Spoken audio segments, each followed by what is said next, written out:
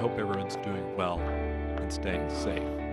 In the space of just a few months, life has changed drastically, and it's not exactly clear when it will, if it ever does, get back to normal. Hello, my name is Scott Lillard. I'm one of the librarians at the Central Library here in Memphis. And over the next half hour, we're going to talk about one of the worst crises in the city's history.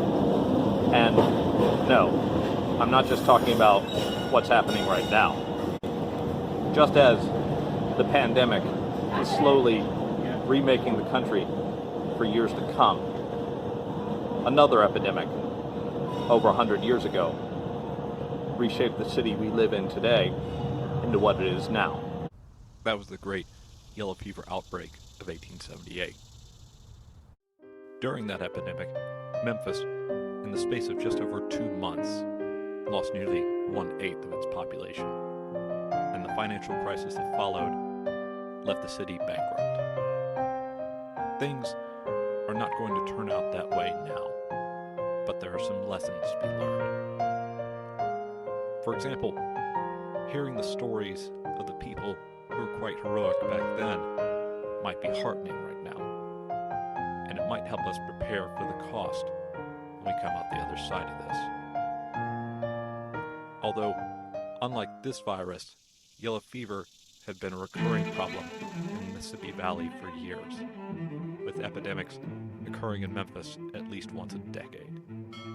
Further, the city, unlike today, was in much worse financial shape, with local government almost broke at the start of the outbreak.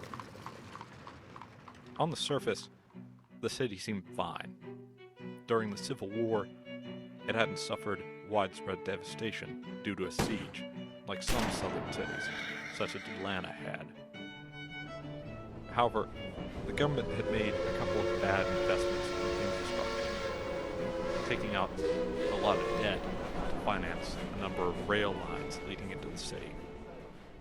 Further, issues with disease, such as cholera and smallpox, complicated an already difficult financial situation. For example, the problem was made worse by a loss of tax revenue in 1873 when news of an outbreak in New Orleans reaches Memphis. That outbreak, when it does eventually hit the city, kills about 2,000, mostly Irish working-class immigrants who can't afford to flee. Needless to say, that when another epidemic does hit Memphis in 1878, the city is in no position to cope with it. Like the earlier epidemic, this one starts out in Louisiana and moves up the Mississippi River Valley. There's an attempt to quarantine against the spread, with inspection stations along the rail lines at both Germantown and Whitehaven, and on the river at President's Island. They also ban anyone from New Orleans or Vicksburg from entering Memphis. However, it's too little, too late. And unfortunately, the effort to stop the disease from entering Memphis fails. By mid-August, the first cases are being publicly reported in the newspapers. At first, people are relatively calm. The last epidemic, in 1873, though bad, was relatively isolated to one section of the city. It's only when it's clear that the fever is definitely beyond the original infected area that a full-blown panic emerges. In 3 days, 20,000 people, nearly half the city's population, leave. They use everything from wagons and stagecoaches to anything that can float on the river. Part of the terror is people of the time period don't actually know the cause of the disease, or exactly how it's transmitted. When someone comes down with the fever, they start out with symptoms such as chills and headaches. Eventually, during the second stage of the disease, they start to hemorrhage, oftentimes vomiting up coagulated blood. That's the most eye-catching symptom. Although, what usually kills most victims is kidney failure. Not surprisingly, with this invisible enemy lurking around, people of the time period reacted much the same way we are now.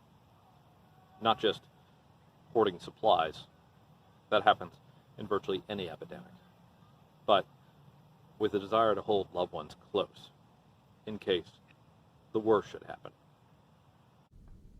Of course, some of these letters still survive today.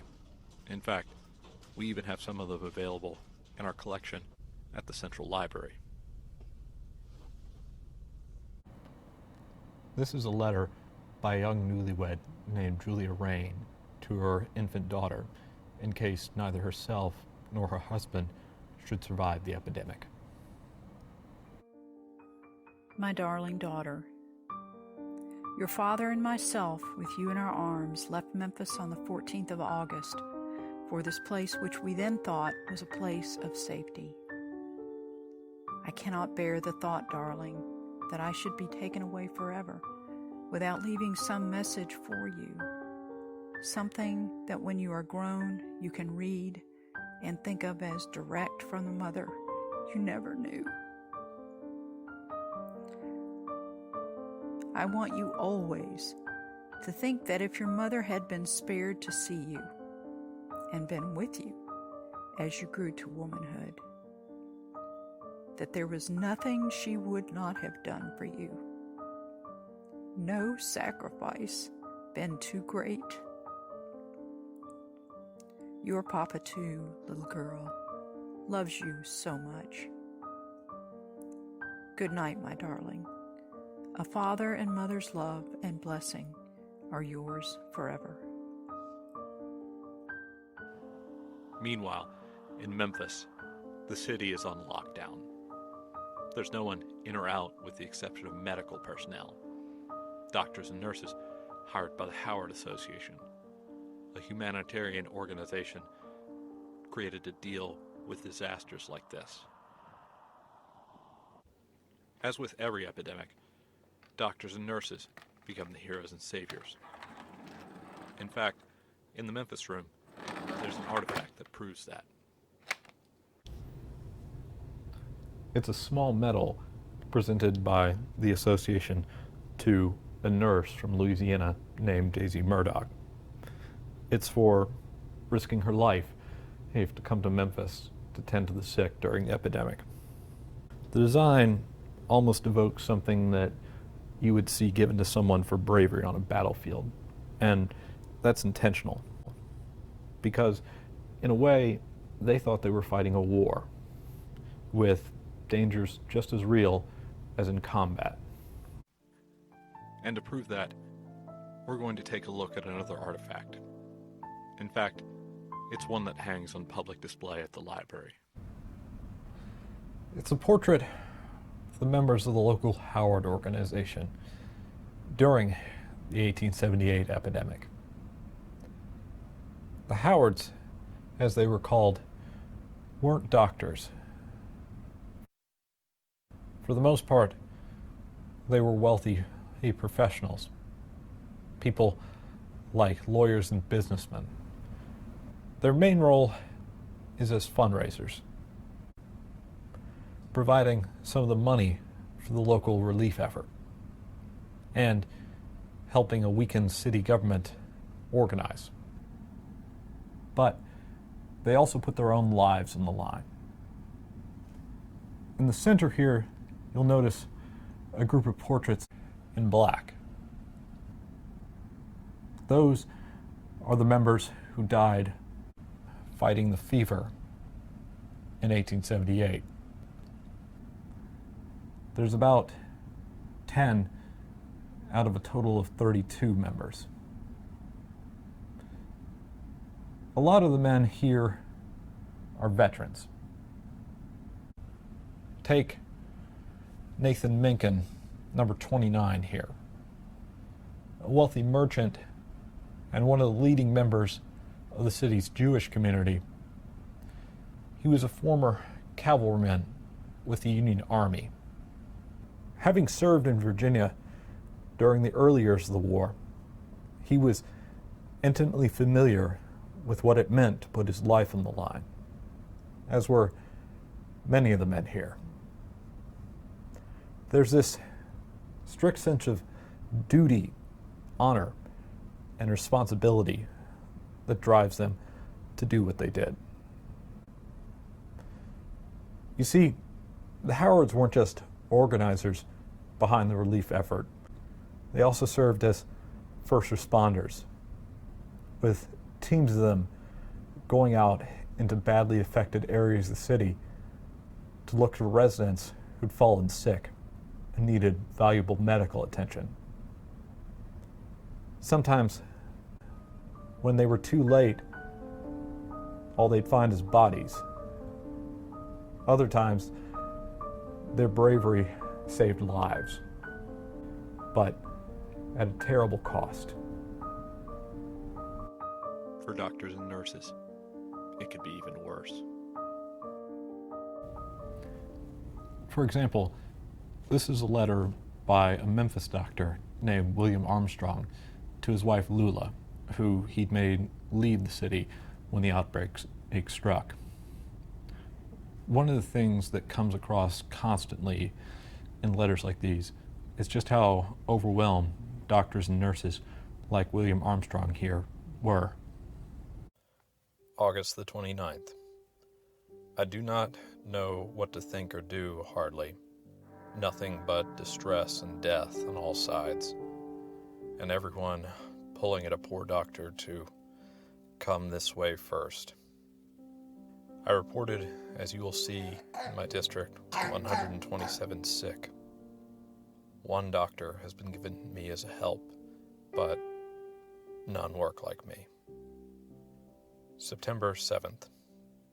Mrs. Vogel's mother died this morning, and she stayed all night in that house alone with a burning fever and no one to give her even a drink of water. Such cases of desertion are frequent and always result in death. Old Saul was left all night last night entirely alone and could get no one to hear his cries for help this morning. In relating to me his fearful loneliness, he cried. I could do nothing but sympathize.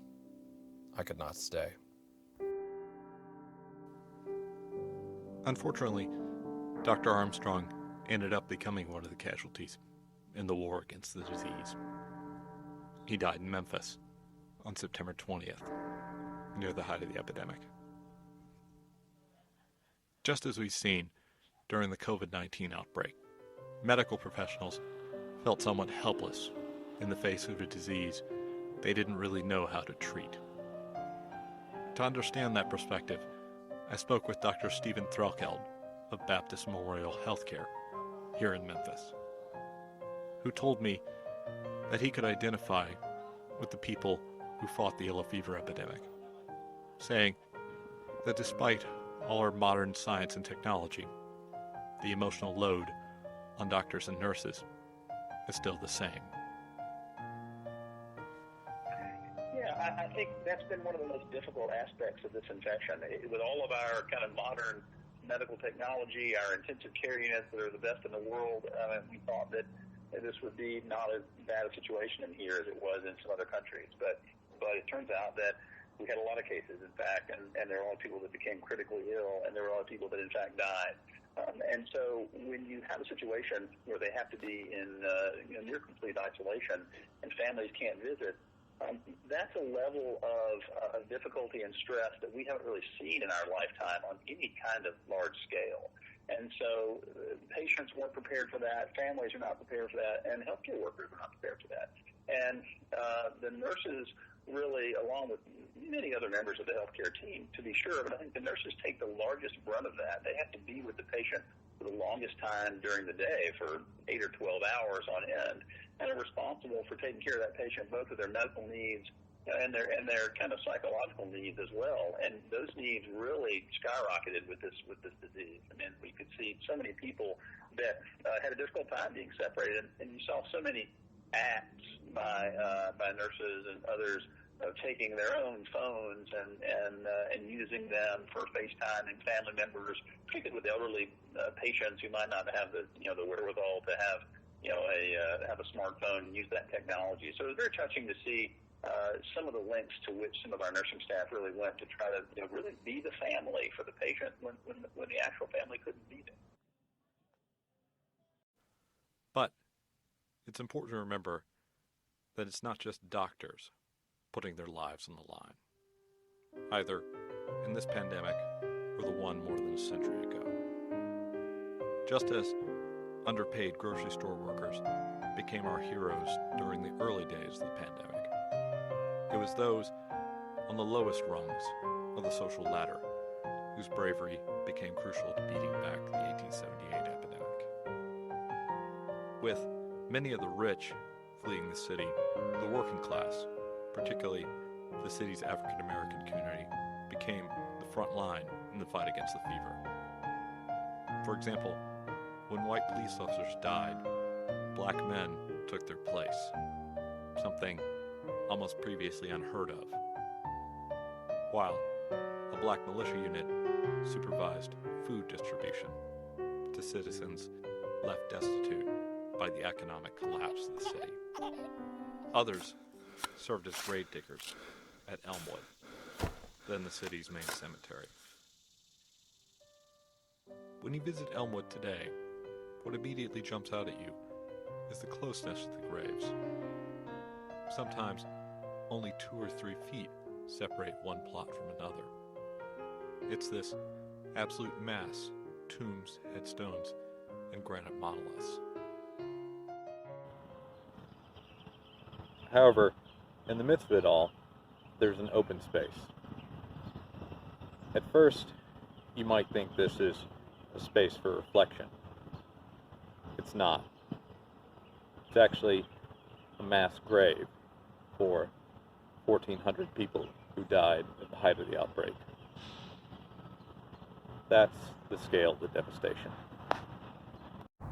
At its worst, nearly 200 people a day are dying, forcing city residents to dig these long trench graves to accommodate all the bodies. The saddest part is that I'm virtually certain a number of the people buried here died alone, without family members by their side. You see, even if a relative contracted the disease, people are urged not to come here for fear of contracting the fever. For example, Dr. William Armstrong, after he got sick, wrote to his wife Lula, telling her not to come to his side. That's how strong fear of this disease was. And the saddest and most heartbreaking accounts that you read from survivors are those talking about the pain and the guilt at not being able to be there when a loved one died, let alone was buried. As we know now, all epidemics have their apex, one way or another. Either they're defeated by science and medicine, or, like wildfires, they eventually consume all their fuel, burning through health systems.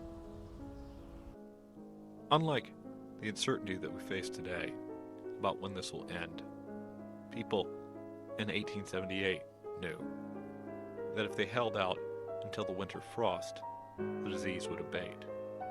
Past experience had taught them that much. But it would be a mistake to assume that this put an end to the city's suffering. You see, with the end of the epidemic, the city's precarious financial situation came roaring back to the forefront, even more pressing and worse than before, with it abundantly clear the toll the disease had taken on the local economy, and with the added question of who would foot the bill for an absolutely massive relief effort. It's the seriousness of the situation that leads the city to embrace what seemed just a few months earlier a radical solution to its problems, though it was one that had been proposed before. They cut the local city government down to the bone, almost completely eliminating it. The idea is that with fewer government employees like myself on the payroll, it'll be easier to pay off the massive amount of money that Memphis owes. They even get rid of the elected parts of local government by getting rid of the city charter, instead asking the state to appoint a small commission to administer the city.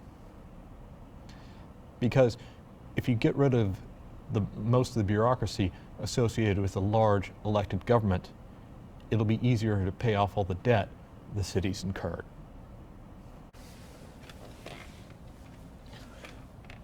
If you think this sounds crazy, I'd like to remind you that events like this and yellow fever unlock possibilities that seem like they would never happen.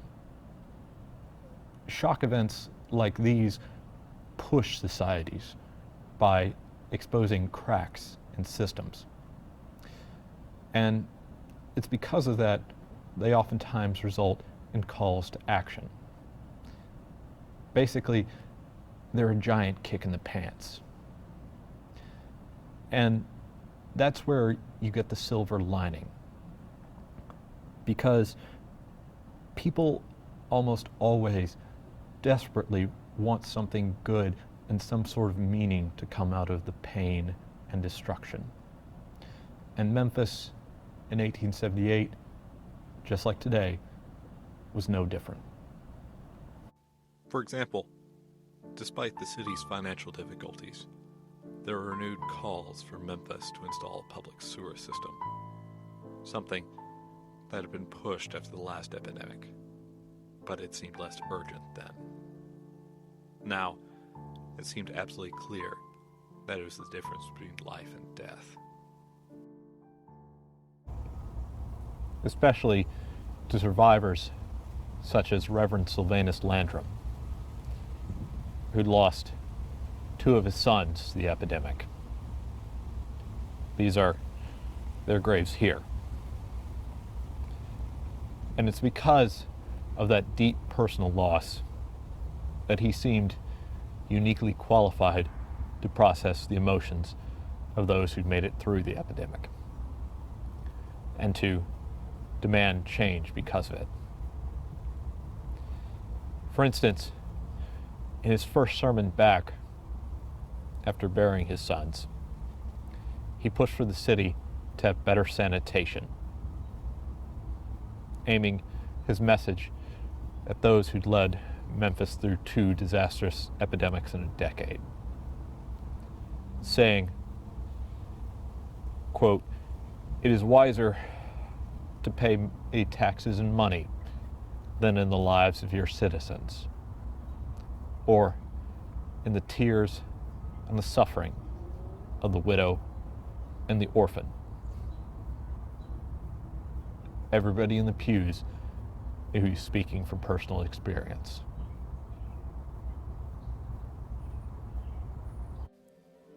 His message, shared by many others who'd lost loved ones to the epidemic, would prove impossible to ignore, despite the city's financial situation, and despite the numerous times in the past that the city had tried to improve sanitation, without success.